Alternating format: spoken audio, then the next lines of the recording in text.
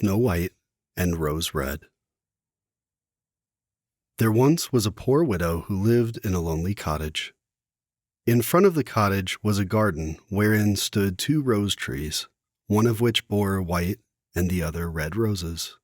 She had 2 children who were like the 2 rose trees, and one was called Snow White, and the other Rose Red.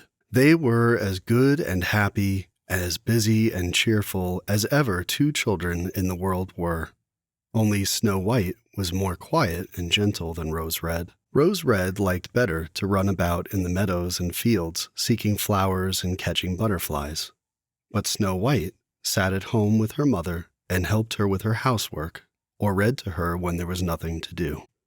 The 2 children were so fond of one another that they always held each other by the hand when they went out together. And when Snow White said, "We will not leave each other," Rose Red answered, "Never so long as we live." And their mother would add, "What one has, she must share with the other." They often ran about the forest alone and gathered red berries, and no beasts did them any harm, but came close to them trustfully. The little hare would eat a cabbage leaf out of their hands, the roe grazed by their side, the stag leapt merrily by them, and the birds sat still upon the boughs, and sang whatever they knew. No mishap overtook them. If they had stayed too late in the forest and night came on, they laid themselves down near one another upon the moss and slept until morning came, and their mother knew this and did not worry on their account.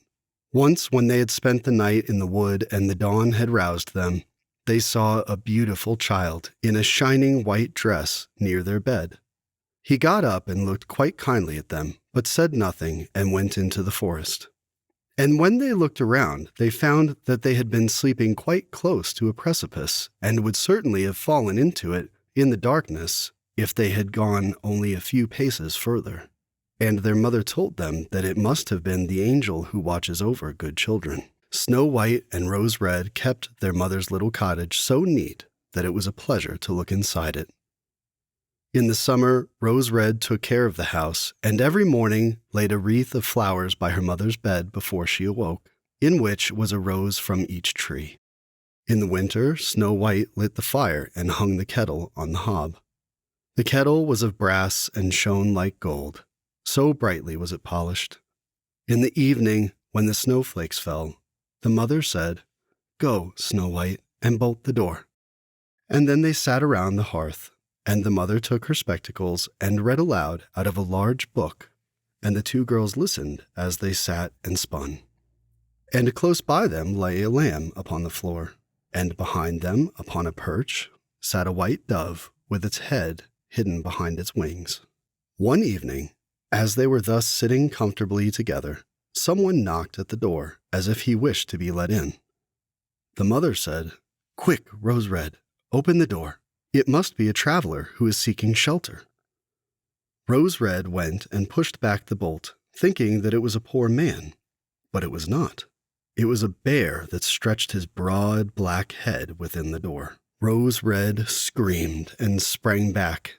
The lamb bleated, the dove fluttered, and Snow White hid herself behind her mother's bed.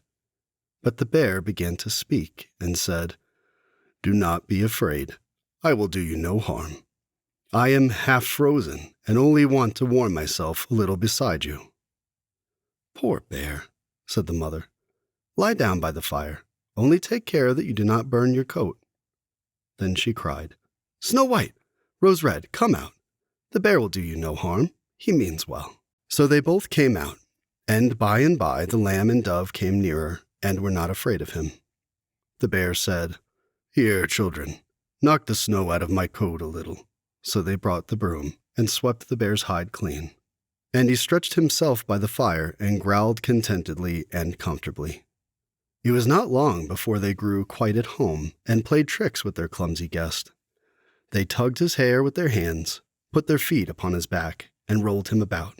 Or they took a hazel switch and beat him, and when he growled, they laughed. But the bear took it all in good part. Only when they were too rough, he called out, "Leave me alive, children. Snow White, Rose Red, will you beat your wooer dead?" When it was bedtime, and the others went to bed, The mother said to the bear, "You can lie there by the hearth, and then you will be safe from the cold and the bad weather." As soon as day dawned, the two children let him out, and he trotted across the snow into the forest.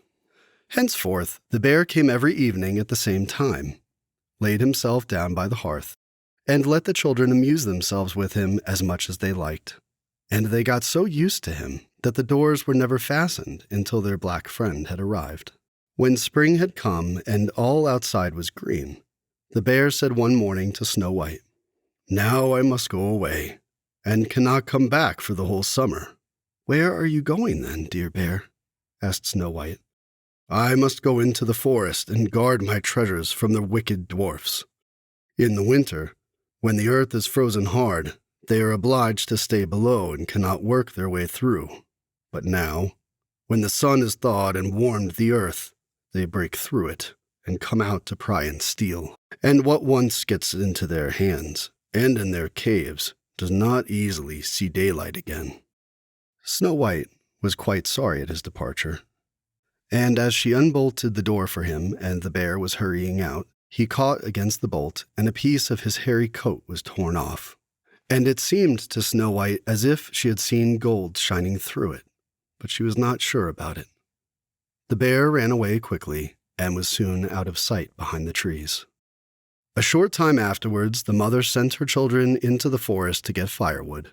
There they found a big tree which lay felled on the ground, and close by the trunk something was jumping backwards and forwards in the grass, but they could not make out what it was. When they came nearer, they saw a dwarf with an old withered face and a snow-white beard a yard long. The end of the beard was caught in a crevice of the tree, and the little fellow was jumping about like a dog tied to a rope, and did not know what to do. He glared at the girls with his fiery red eyes and cried, "Why do you stand there? Can you not come here and help me?" "What are you up to, little man?" asked Rose Red. "You stupid prying goose," answered the dwarf. "I was going to split the tree to get a little wood for cooking. The little bit of food that we people get is immediately burnt up with heavy logs. We do not swallow so much as you coarse, greedy folk. I had just driven the wedge safely in, and everything was going as I wished, but the cursed wedge was too smooth and suddenly sprang out, and the tree closed so quickly that I could not pull out my beautiful white beard. So now it is tight, and I cannot get away, and the silly, sleek, milk-faced things laugh. Ugh, how odious you are." The children tried very hard, but they could not pull the beard out. It was caught too fast. "I will run and fetch someone," said Rose Red. "You senseless goose," snarled the dwarf. "Why should you fetch someone? You are already too many for me. Can you not think of something better?" "Don't be impatient," said Snow White. "I will help you." And she pulled her scissors out of her pocket and cut off the end of the beard. As soon as the dwarf felt himself free, he laid hold of a bag which lay amongst the roots of the tree, and which was full of gold, and lifted it up, grumbling to himself, "Uncouth people, to cut off a piece of my fine beard! Bad luck to you!" And then he swung the bag upon his back, and went off without even once looking at the children. Some time afterwards, Snow White and Rose Red went to catch a dish of fish. As they came near the brook, they saw something like a large grasshopper jumping toward the water, as if it were going to leap in. They ran to it and found it was the dwarf. "Where are you going?" said Rose Red. "You surely don't want to go into the water." "I'm not such a fool," cried the dwarf. "Don't you see that the accursed fish wants to pull me in?" The little man had been sitting there fishing, and unluckily the wind had tangled up his beard with the fishing line. A moment later, a big fish made a bite, and the feeble creature had not strength to pull it out. The fish kept the upper hand and pulled the dwarf towards him. He held on to all the reeds and rushes, but it was of little good, for he was forced to follow the movements of the fish and was in urgent danger of being dragged into the water. The girls came just in time. They held him fast and tried to free his beard from the line, but all in vain. Beard and line were entangled fast together. There was nothing to do but to bring out the scissors and cut the beard, whereby a small part of it was lost. When the dwarf saw that, he screamed out, Is that civil, you toadstool, to disfigure a man's face? Was it not enough to clip off the end of my beard? Now you have cut off the best part of it. I cannot let myself be seen by my people. I wish you had been made to run the soles off your shoes." Then he took out a sack of pearls which lay in the rushes, and without another word he dragged it away and disappeared behind a stone. It happened that soon afterwards the mother sent the two children to the town to buy needles and thread, and laces and ribbons. The road led them across a heath upon which huge pieces of rock lay strewn about. There they noticed a large bird hovering in the air, flying slowly round and round above them. It sank lower and lower, and at last settled near a rock not far away. Immediately they heard a loud, piteous cry. They ran up and saw with horror that the eagle had seized their old acquaintance the dwarf and was going to carry him off.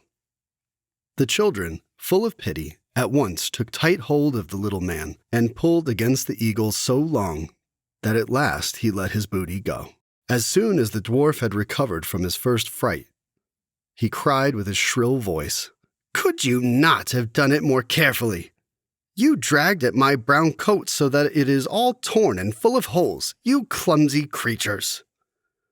Then he took up a sack full of precious stones and slipped away again under the rock into his hole. The girls, who by this time were used to his ingratitude, went on their way and did their business in town.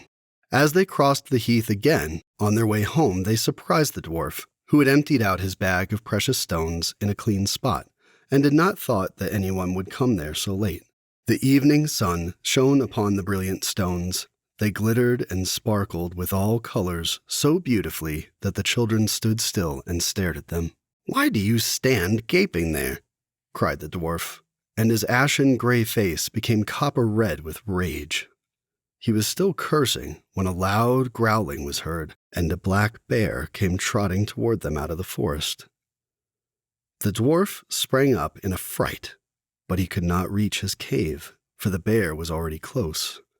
Then, in the dread of his heart, he cried, "Dear Mr. Bear, spare me. I will give you all my treasures. Look, the beautiful jewels lying there. Grant me my life. What do you want with such a slender little fellow as I? You would not feel me between your teeth. Come, take these two wicked girls. They are tender morsels for you. Fat as young quails, for mercy's sake, eat them." The bear took no heed of his words, but gave the wicked creature a single blow with his paw, and he did not move again.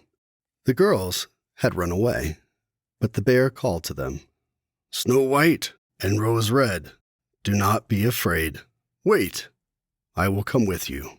Then they recognized his voice and waited, and when he came up to them, suddenly his bearskin fell off, and he stood there a handsome man, clothed in all gold. "I am a king's son," he said, "and I was bewitched by that wicked dwarf, who had stolen my treasures. I have had to run about the forest as a savage bear until I was freed by his death. Now he has got his well-deserved punishment." Snow White was married to him, and Rose Red to his brother, and they divided between them the great treasure which the dwarf had gathered together in his cave. The old mother lived peacefully and happily with her children for many years. She took the two rose trees with her, and they stood before her window, and every year bore the most beautiful roses, white and red.